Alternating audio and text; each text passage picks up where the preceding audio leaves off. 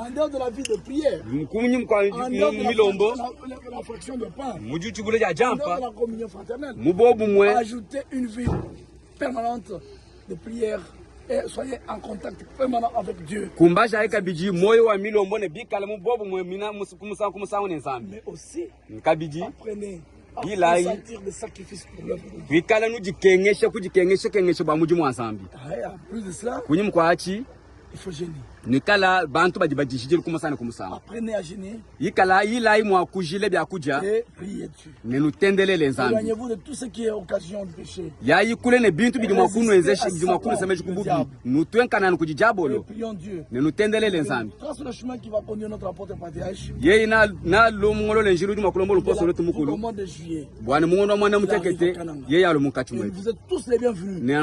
Chacun d'entre vous commence déjà à faire de gros efforts. Pour plus tard, vers la fin du mois de juillet, dès qu'on annonce l'arrivée de l'apôtre patriarche, que nous soyons tous à Kananga pour vivre ces grands moments.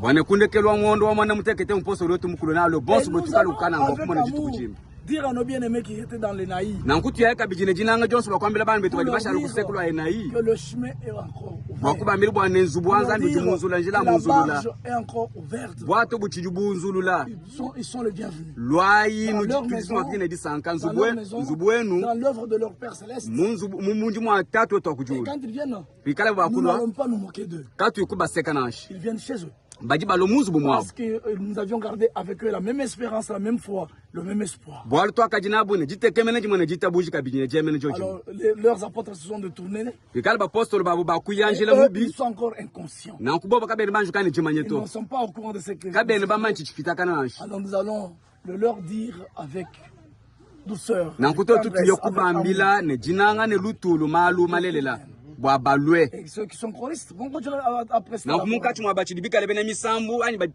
qui travaillent vont travailler. C'est l'œuvre de rédemption. C'est Dieu qui conduit son œuvre. Et Jésus qui en est le maître.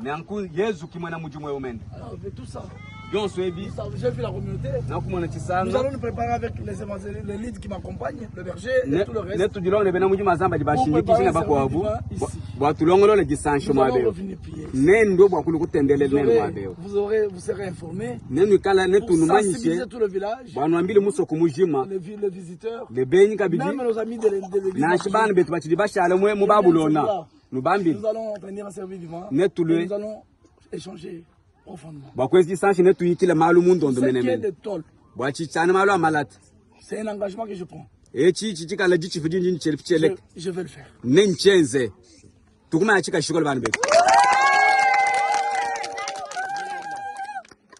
On doit avoir une communauté ici. Il est possible que ce terrain soit octroyé à l'église définitivement, et s'il y a des frais à payer, on peut nous le dire, on viendra régulariser pour que le terrain appartienne à l'église. C'est un terrain de l'église.